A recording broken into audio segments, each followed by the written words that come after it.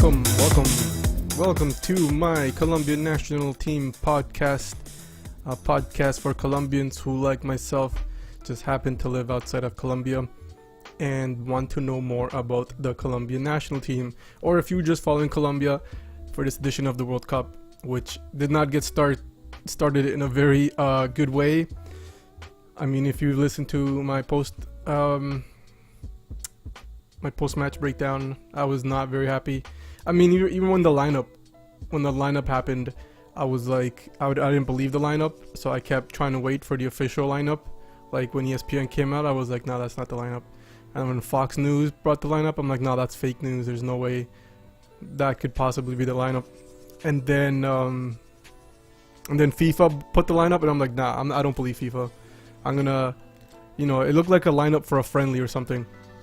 So then I waited. I'm like, I'm gonna wait for the Colombian Soccer Federation to put something out, and then they put something out, and I was like, what the fuck is this? And we paid for it. I think Peckerman didn't respect Japan, and he lined up that team, saving up the best players, thinking about another game, and we paid the price, even though there was a lot of inexperienced people. And if you just watch my post match or listen to my post match of that situation, you'll understand what I mean. I broke it down, I think, pretty convincingly anyways.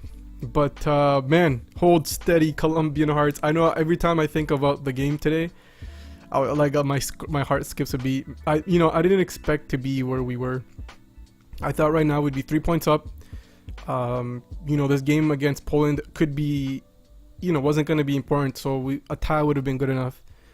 And Poland, I thought Poland was going to win their game against Senegal. So if we both tie and then win our last game, we both get in and don't have to worry about anything. But that is not the case right now. Tomorrow it's all out battle, because both teams have to win, and whoever doesn't is going home. I think that's it. It's as simple as that.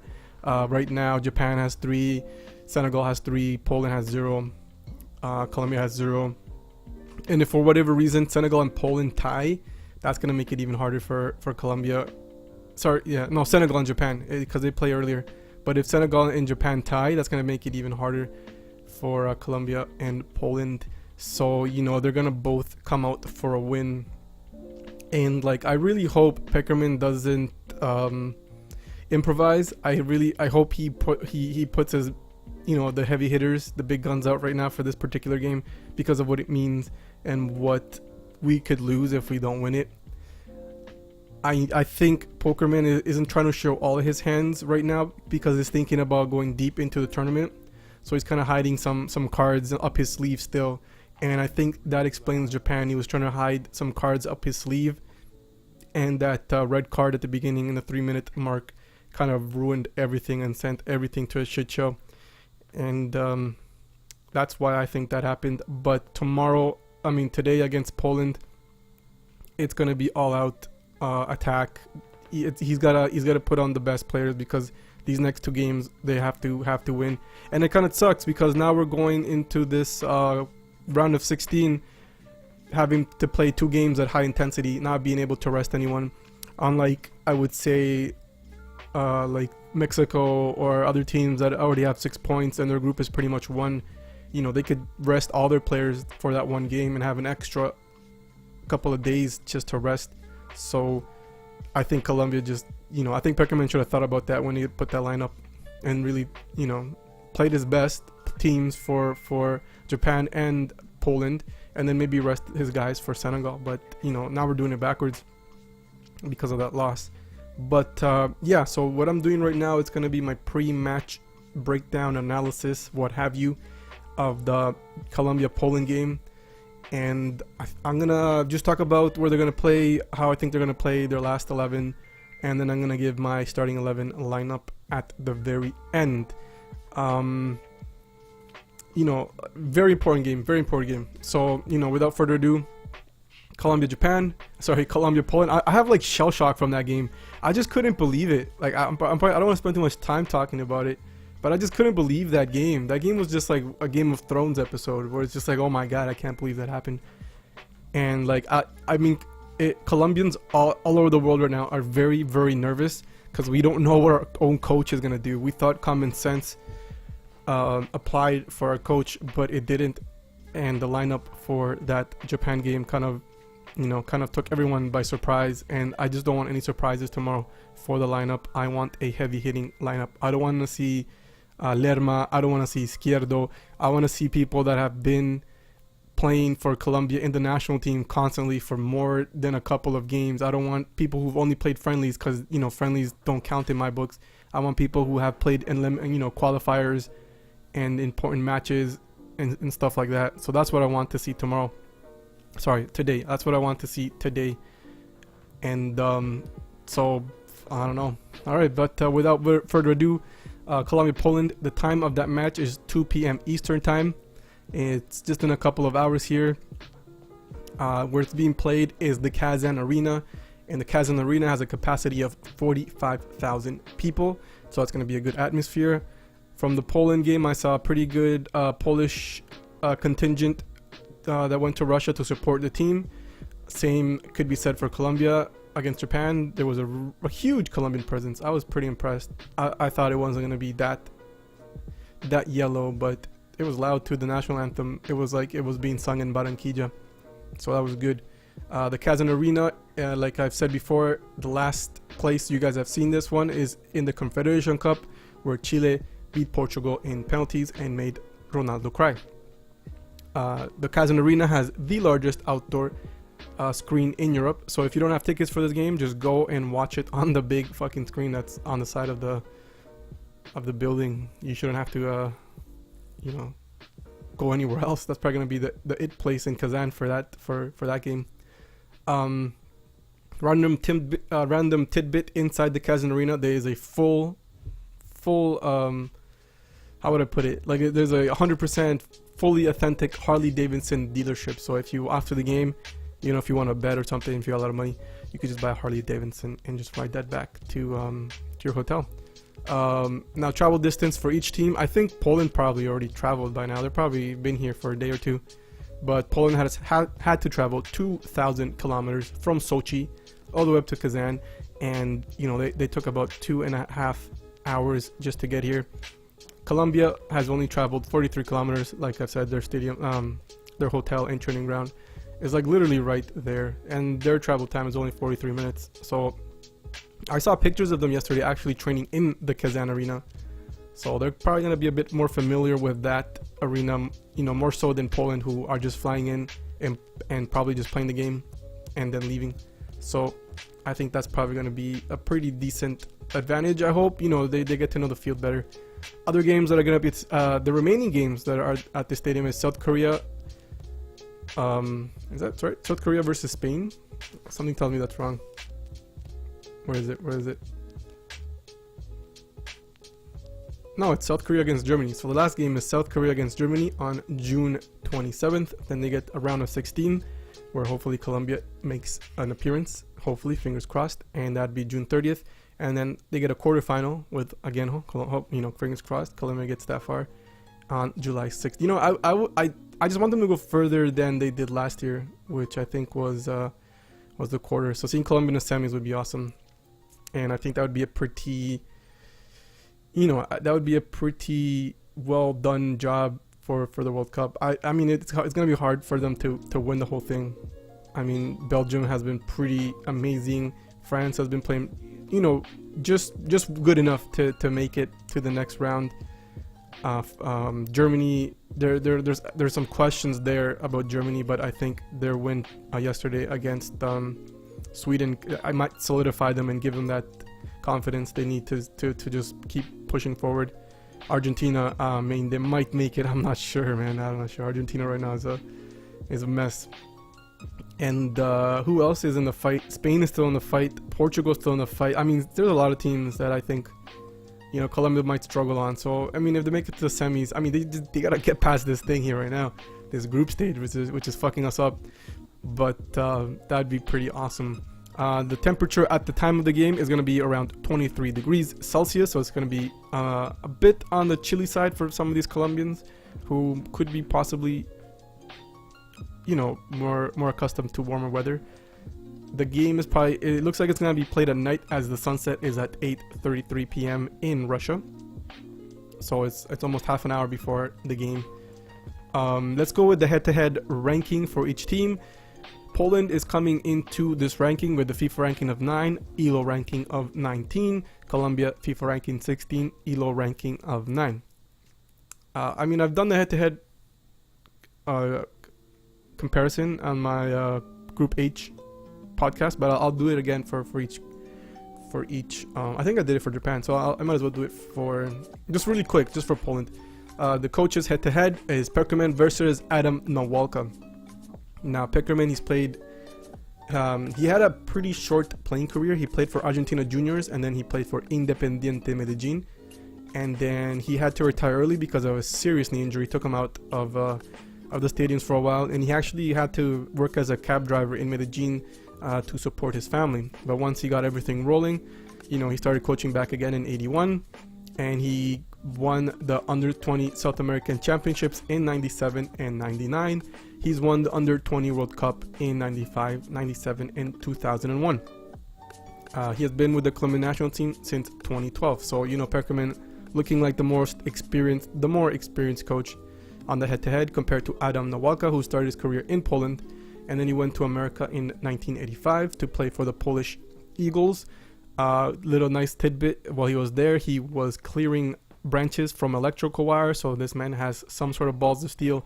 If you're gonna put a metal thing close to electrical wires to cut branches, you have to have some sort of balls. So then in 1990 he went back to Poland, and he worked as a car salesman. In '95 he got his coaching credentials, and he coached a third division Polish team. Then he surprisingly enough got called up for the Polish national team, the older guys. And there was a lot of questions on why he got appointed because of his experience and stuff like that. But a 2-0 win over the recent World Cup winners, Germany, and then Poland got to the quarterfinals in the Euros, which was the furthest they've gotten in their history. Those results solidified Adam Nawalka's manager position as the Polish national team manager.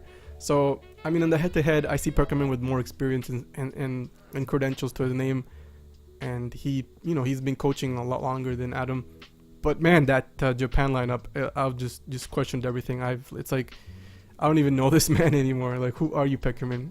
I've seen him put up lineups before where they're ridiculous, but usually I would expect in the World Cup he would not put these lineups where it's just like, people are gonna question why he's doing it and stuff like that.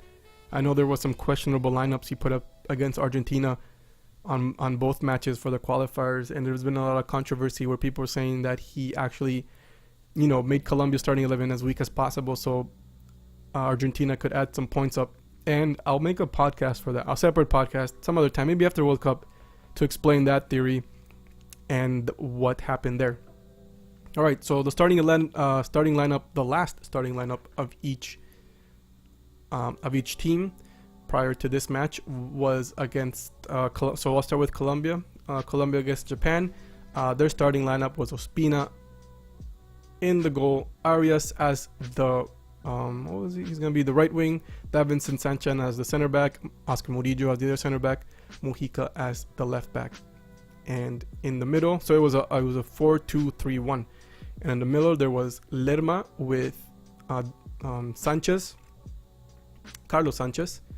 And then we had on the right wing Cuadrado. In the middle, attacking midfielder was Quintero, and on the left wing was Izquierdo. And up top we had the captain Falcao. Now, I mean, just to touch back on that lineup, Oscar Murillo, terrible that game. He was out of position most of the times. And if you go back to look at the first, the domino effect that caused the first initial penalty kick, you had Murillo way up out of position in the field, and Davinson Sanchez had to come back and cover the Japanese player that. Davinson Sanchez should have just probably kicked the ball back to Ospina and made it easy, but he made it difficult for himself and did all that mess that happened. Then we had Oscar Murillo and Lerma not check the run of the number 10, who was running right beside him. I think they all saw him, and he got the rebound and kicked the ball into Carlos Sanchez hand, and that happened to be the red card and penalty. So Lerma and Murillo, just terrible game that they didn't even like. The number 10 was between them, and none of them picked up his run. And I think that was just an experience. Izquierdo played a terrible game. He played a pretty good game, but he was part of that. He had some responsibility in that penalty. Falcao tried his best. Quintero played a really good game, tried his best. He was the only one to actually give Falcao some passes that led to some sort of opportunities on that. Cuadrado, we couldn't really say what happened to Cuadrado because he had to get changed for I think they changed him for Wilmar Berrios to solidify the midfield after that red card, and Colombia was just playing weak after that.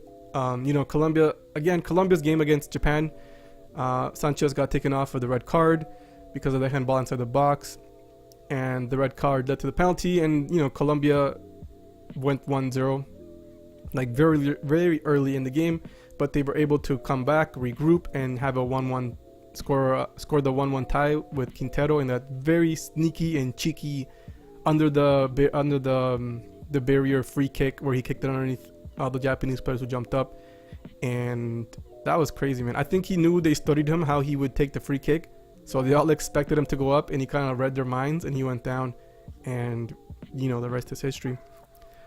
Sadly, by the second period, Colombia, they kind of ran out of gas. They were all gassed, being 1 man down for like close to 88 minutes and something like that. That really took a toll on them. And by the second half, man, you could just see that they were just hanging on for dear life. Most of them were very, very tired. And then some questionable substitutes by Peckerman kind of just threw everything else into limbo.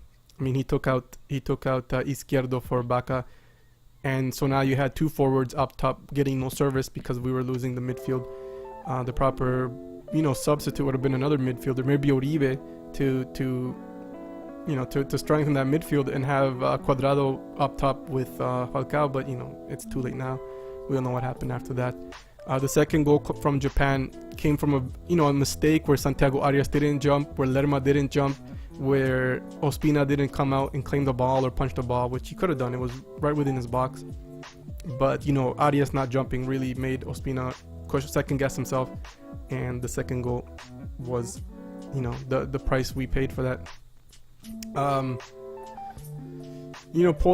Poland's last game was against Senegal, and man, they were pretty unlucky that game. Like, I was watching it, I was like, man, that was I can't really tell who's out of Colombia and Poland which team's the weakest right now, because the way those two games unfolded, it was just like you can't really tell. So it's like both teams are going to be a surprise tomorrow.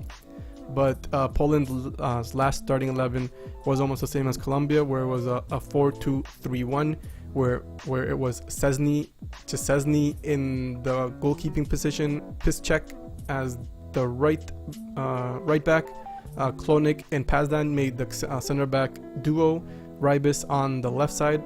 We have Krychalak in the middle with Zielinski. We have Blachikowski up top on the right wing position. We had Milik as the attacking midfielder and Krosiski as the left wing. And of course, Poland's number one goal scorer and everything, their best number 9 in the history of number 9s in Poland, Lewandowski up top.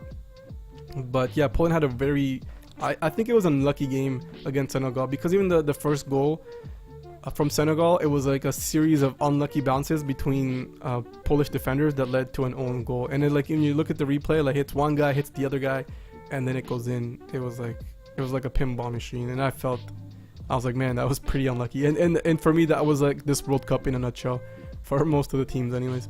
The second goal was like a lapse of concentration from the defender and the goalkeeper.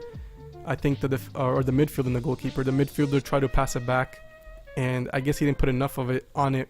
But he also didn't expect the Senegalese Senegalese player who was being treated for an injury to come back and run in like he did, and kind of just pick their pockets and score that goal. And I was like, it was crazy. I thought Poland and Colombia had like the same game, as in, just like luck wise, where they both lucked out at different moments in the game, and that cost them those 3 points.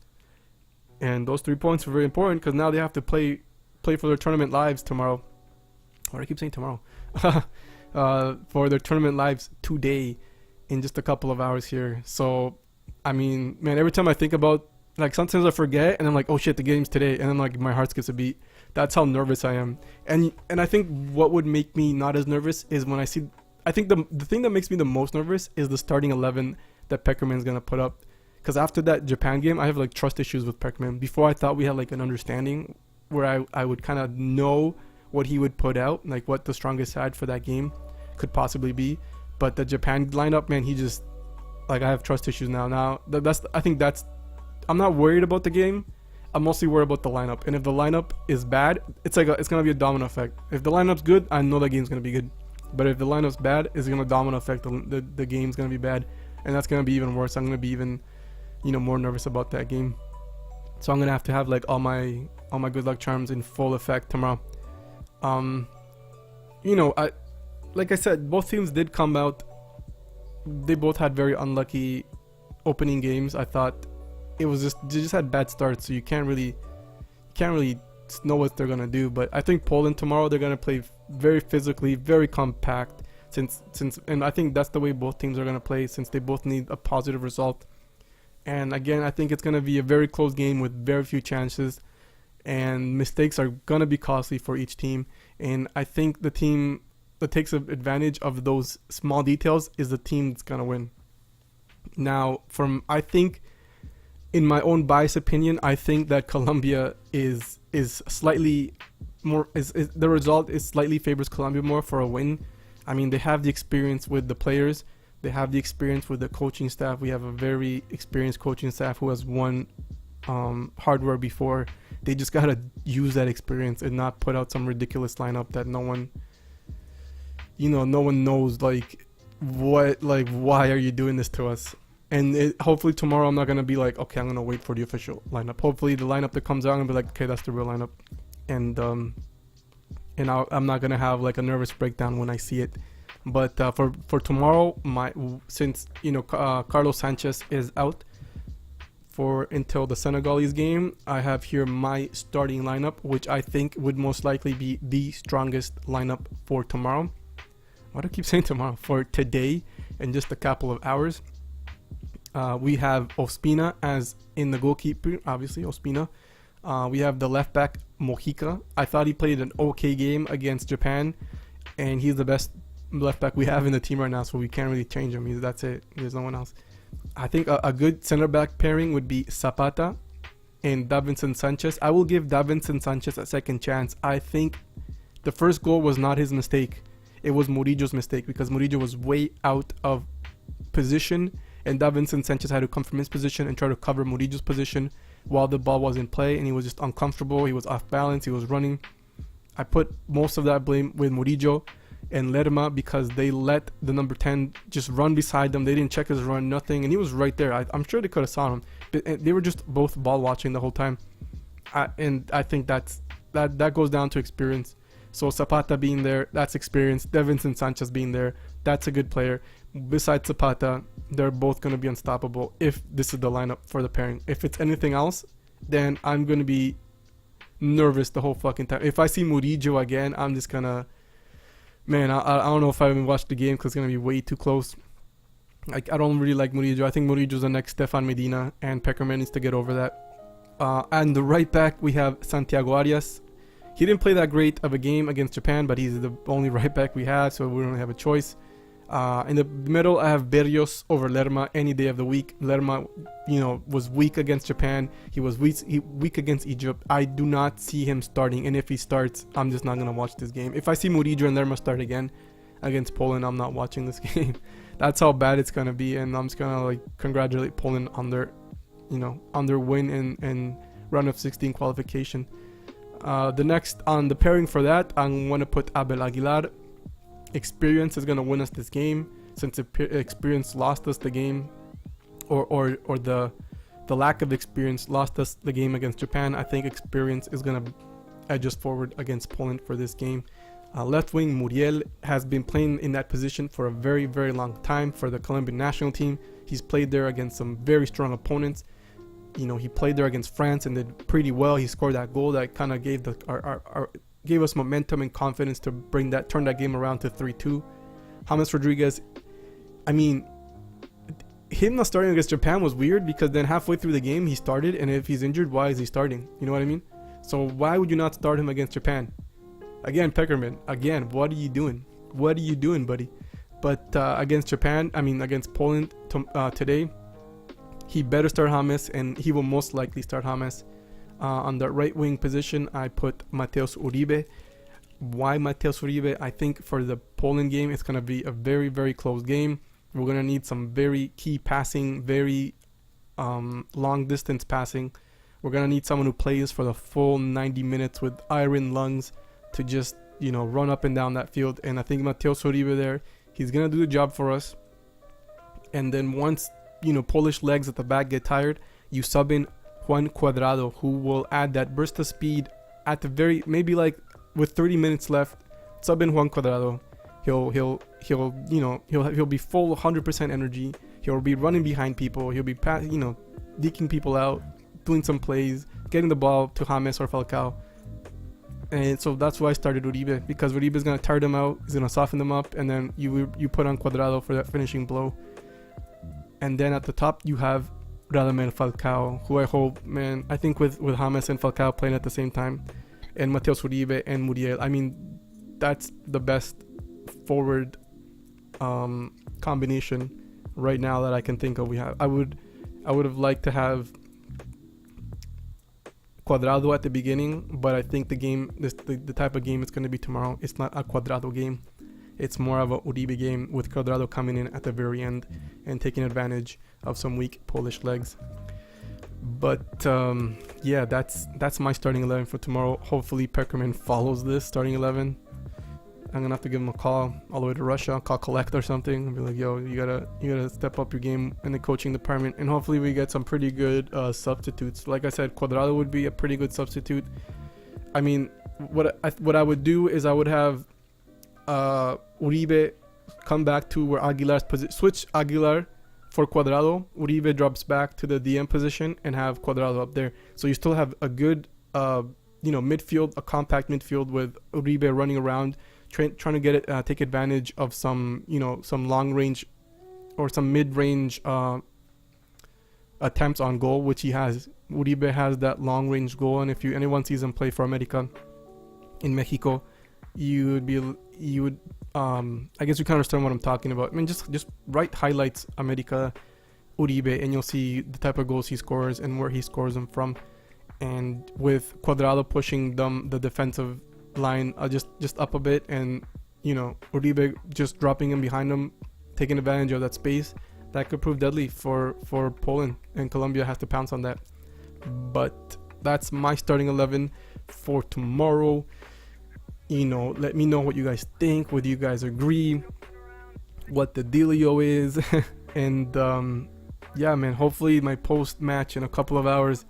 No, I'm gonna do the post match tomorrow once the dust settles, and it's either gonna be again a positive post match where it's like, yeah, we're one step closer, or it's just gonna be a pretty depressing post match because we're out of it.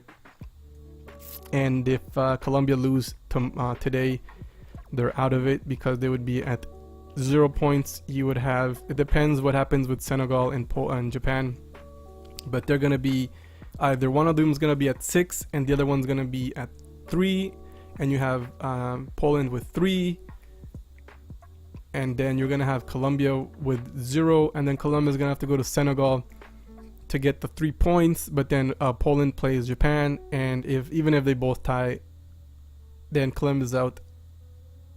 Or even if one of them, even if they tie, Colombia's out, because they're gonna have 4 points and Colombia's gonna have 3. So Colombia need this win tomorrow. They need to win. Why do I keep saying tomorrow? They need this win today. They gotta beat Poland. So everyone, we all have to put our strength together. We have to give the Dragon Ball Z, give Colombia has to build that spirit bomb, so they need all our energy. So we have to give all our energy to Colombia, and during the game we all have to clench our asses, our butt cheeks, just clench them really tight, and use that extra strength and give it to Colombia, because we're all gonna have to clench our butt cheeks pretty tight tomorrow. It's gonna be a tight game. There's gonna be a lot of attempts on goal. It's gonna be crazy. It's gonna be crazy. This is a final for Colombia tomorrow. But yeah, I kind of don't want to stop the podcast because I'm gonna be talking to the game, but I don't know. I don't want to go over. But thanks everyone for listening. If do your rituals, get your good luck charms out, and hopefully the post match is a positive one. And that's it for me. I think I covered everything starting 11. I got everything covered. My prediction for tomorrow, I don't even want to predict anymore, because this World Cup has just been the most unpredictable World Cup in the history of World Cups. But I think Colombia is gonna probably edge with a 1-0 goal. It's gonna be that close. It's gonna be 1-0. And Poland's gonna score a goal, but then VAR is gonna take it back, and it's gonna be like an offside Polish goal, and then Poland's gonna get a penalty kick, and then it's gonna go over, and then Colombia wins 1-0, and we're all just gonna be sweating and just nervous till the the final whistle goes and Colombia wins, and then it's just gonna be some major ass cheek unclenching as we all just take a big sigh of relief. But that's it for me. Thank you guys for listening. And everyone, I know everyone's nervous. About this game, just because we don't know what's gonna happen, and that's been the theme of this particular World Cup. But you know what? Thanks for listening. I'm out. Go pray your rosaries. Get your lucky rabbit foot. Walk backwards. Take your shoes off and do that. The whole do all your rituals and do them to 100%, because we're gonna need every little bit of every strand of luck tomorrow. But that's it for me. Thank you guys for listening. Let me know what your starting lineup is. Subscribe, like, share my podcast if you guys like it. If you feel someone else could would like listening to it, share with them. Sharing is caring. But man, nervous next couple of hours coming up here, and man, I just hope it goes well. The last thing anyone wants is a short World Cup. We all want the longest possible World Cup, but no one wants the party to be over. But hopefully the party keeps going. And that's it for me. Peace out.